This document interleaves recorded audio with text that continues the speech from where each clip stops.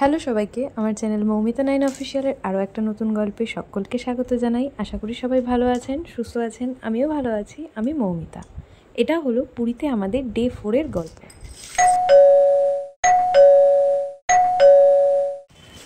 Hello সবাইকে, good morning. এখন ঘুরতে সময় 5:40। আজকে পুরীতে আমাদের ডে 4। সকালবেলায় চলে এসেছি সূর্য দেখার উদ্দেশ্যে। যদি সূর্য ওঠা দেখতে পাই, একদিনও দেখতে পাইনি। তো চলো যাওয়া যাক, তোমাদের সাথে সবটাই শেষ অবধি শেয়ার করব। পুরী স্টেশন থেকে হোটেলে এসে তারপর সি বিচে আসার পর দেখি মেঘলা ওয়েদার ছিল, তাই সূর্য ওঠা কোনোভাবেই প্রথম দিন দেখতে পাইনি। দ্বিতীয় দিনও সেইভাবে কিছু দেখতে পাইনি। তৃতীয় দিন দেখতে পাইনি। আজকে হলো আমাদের চতুর্থ দিন। আজকে সকালবেলা সূর্য ওঠা দেখবো বলে এসেছি, আর আজকে সূর্য ওঠাও দেখেছি, যেটা তোমাদের সাথে অবশ্যই শেয়ার করব।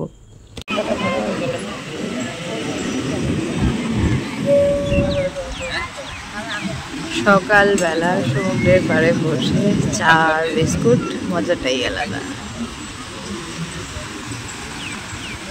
একটা একদম অন্যরকম অভিজ্ঞতা তোমাদের সাথে আমি শেয়ার করতে চাইছি। সেটা হলো পুরীতে যাওয়ার আগে আমাদের চেনাশোনা আত্মীয় যারা আছে, যারা জানে আমরা পুরীতে যাব, তারা অনেকেই আমাদেরকে বলেছিল যে পুরীর সি বিচে চেয়ার পাতা থাকে এবং সেটা 1 ঘন্টা হোক বা 2 ঘন্টার জন্য কিছু একটা ভাড়া নেয়। বেশ ভালো শুনে এসেছি যে যা হবে ওখানে গিয়েই দেখা যাবে। তো প্রত্যেকটা দিন আমি ঘুমোতে ভীষণ ভালোবাসি। এবার প্রত্যেকটা দিন যেহেতু ঘুরতে এসেছি, তাই সকালের ঘুমটা ভেঙে উঠে সমুদ্রের পাড়ে এসেছি সমুদ্রকে দেখবো বলে, সূর্য ওঠা দেখবো বলে। তো এবার যে দোকানের সামনে আমরা চেয়ারে বসছি, সেখানে গিয়ে জানতে পারলাম সেই দোকান থেকে যদি চা খাই তাহলে কোনো রকম চেয়ার দাম বা চেয়ারের ভাড়া আমাদেরকে দিতে হবে না। আর যে কাকুর কাছে আমরা সেদিন সকালবেলা চা খেয়েছিলাম, চাটা এতটাই ভালো ছিল, তার সাথে বিস্কুটটাও সেম ভালো ছিল, মানে অসাধারণ। তো সেদিন আমাদের কোনো রকম ভাড়াই লাগেনি। সন্ধেবেলাও সেম, আমরা যে দোকানের সামনে বসেছিলাম সেই দোকান দিয়ে আমরা প্রত্যেকে চা, ম্যাগি অনেক কিছু খেয়েছিলাম। তাই আমরা এখানে বসেছিলাম। আর এই যে মা যাচ্ছে লাল শাড়ি পরে, ওখানে অনেকক্ষণ ধরে ভিড় জমে রয়েছে। দেখছি শাক এনেছে একজন, তো মা বললো যাই একবার দেখে আসি, তাই মা গেছে এখন শাক দেখতে। আর কি সুন্দর যে ওয়েদারটা!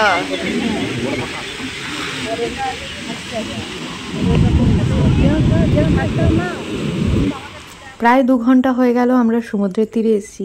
সেই সকাল থেকে সমুদ্র অবিশ্রান্ত সেই যে ঢেউ তুলেই চলেছে। আর তার মধ্যে আজকে পুরীতে চতুর্থ দিনে অবশেষে আমরা সূর্যি মামার দেখা পেলাম।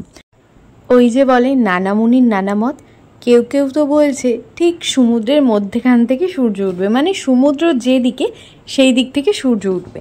পরে দেখলাম না, সমুদ্রের দিকে মুখ করে বসলে ঠিক বাঁ দিক করে ওপর দিকটাই হলো পূর্ব দিক, আর সেদিক থেকেই সূর্যটা উঠলো।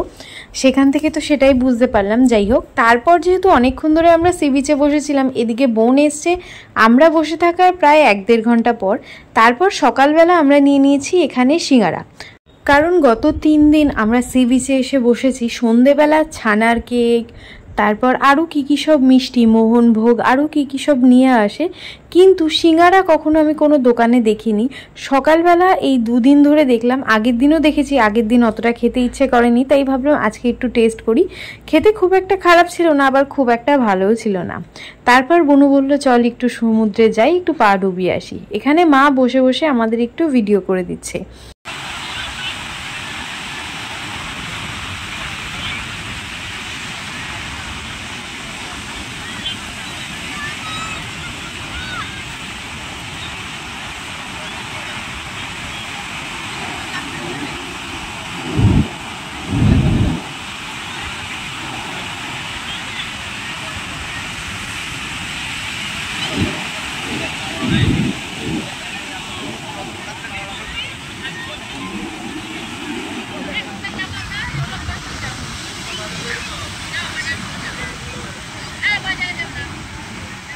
পুরীতে আসার আগে অনেক রকম প্ল্যান করেছি, অনেক রকম ভাবনা চিন্তা করে রেখেছি, এটা করব ওটা করব।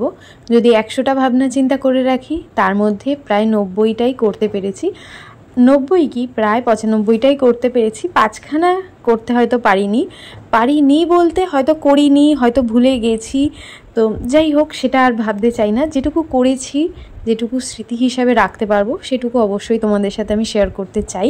সেটার মধ্যে এই কাজটা হলো একটা অংশ। ভেবেইছিলাম যে সমুদ্রের তীরে বালির ওপর কিছু আঁকিবুকি করব, সেটা আমি করে নিয়েছি। এর আগের দিনও প্রথম দিন দ্বিতীয় দিন করেছিলাম, রাম লিখেছিলাম। জল যেখানে এসে শেষ হয়েছিল ঠিক সেই প্রান্ত থেকে রাম লিখেছিলাম এবং পরের সমুদ্রের ঢেউটা এসে সেই রাম লেখাটাকে মুছে দিতে পারেনি। সেই শর্ট ভিডিওটা আমার পুরনো চ্যানেল সৌমিতা এম ভ্লগসে আপলোড হয়ে গেছে, তোমরা চাইলে একবার গিয়ে ওখান থেকে দেখে আসতে পারো। সমুদ্রের তীরে অনেকক্ষণ বসেছিলাম, রোদ উঠে গেছে, তারপর আমি আবার কারুকার্য করে নিয়েছি। এখানে একটা লাভ এঁকেছি, এখানে আমার ডান হাত, এটা আমার বাঁ পা, আর এখানে এঁকেছে একটা স্টার।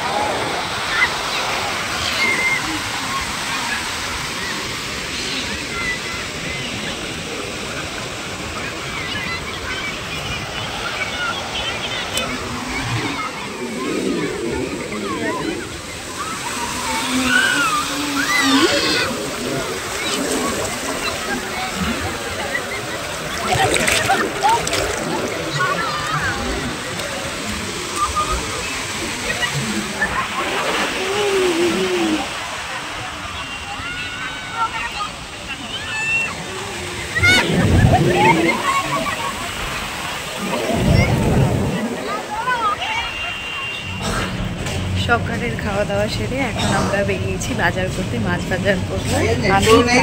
আর ভাই আমরা তিনজন।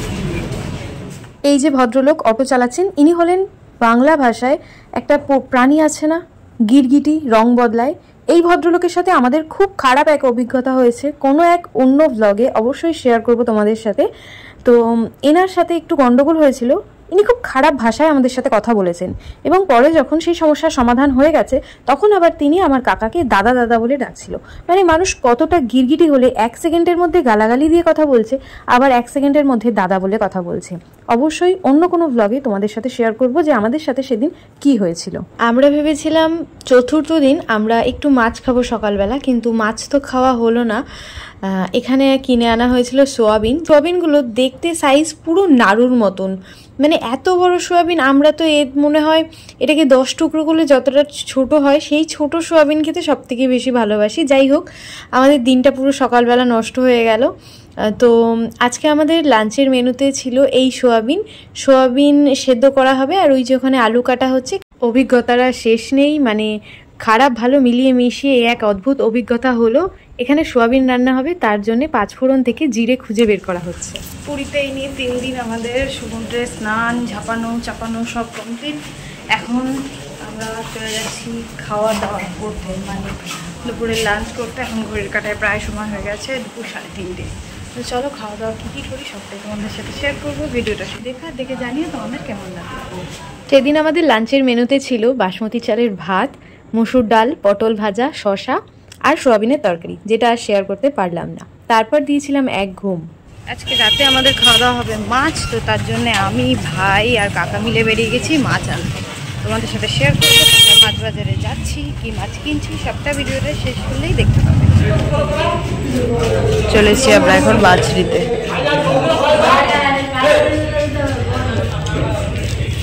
রিলিজ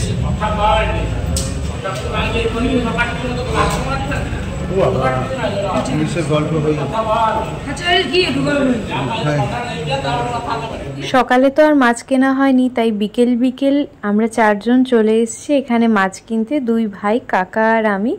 মাছ বাজারে মাত্র 2টো দোকান খোলা ছিল। দোকান অনেকই ছিল কিন্তু খোলা ছিল মাত্র 2টো দোকান। এই দোকানে প্রায় অনেক রকমের মাছ ছিল, তার মধ্যে থেকে আমরা পছন্দ করে একটা মাছ নিয়ে নিয়েছি। আর একটা দোকান ছিল যেখানে খুব একটা মাছ ছিল না। যাই হোক, মাছ নেওয়ার পর এখন আমরা যাচ্ছি কিছু মুদিখানা নেওয়ার আছে। যত তাড়াতাড়ি হেঁটে এসে মাছ কিনেছি তত তাড়াতাড়ি আমাদেরকে হোটেলে ফিরতে হবে। আর দাঁড়াও, এই দেখো সেই বড় সোয়াবিনগুলো যেগুলো আমরা সকালবেলা খেয়েছি। আমি না একটার বেশি আর খেতে পারিনি, তাই সেই ক্লিপটা আর নেওয়াও হয়নি। এখানে আমাদেরকে চটজলদি ফিরতে হবে হোটেলে, কারণ আমরা মাছ নিয়ে ফিরলে তারপর মা আর কাকি দুজন মিলে রান্না করবে, আর তারপর আমরা সি বিচে যেতে পারবো। তাই অনেকটা সময় কাটাবো বলে আমরা ভাবনা চিন্তা করেছি।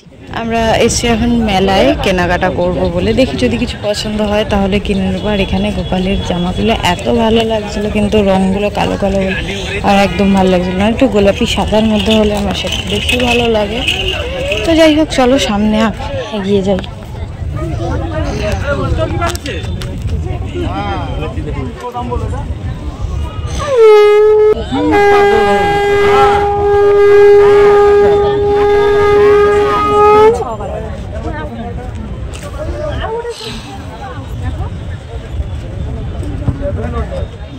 বাঙালি মানুষ একটু তো দরদাম করবেই। পুরো মেলাটা ঘুরেছি, একটু এত দরদাম করেছি, কোনো দোকানেই একটুও দাম কমায়নি, 1 টাকা তো কমায়ও নি।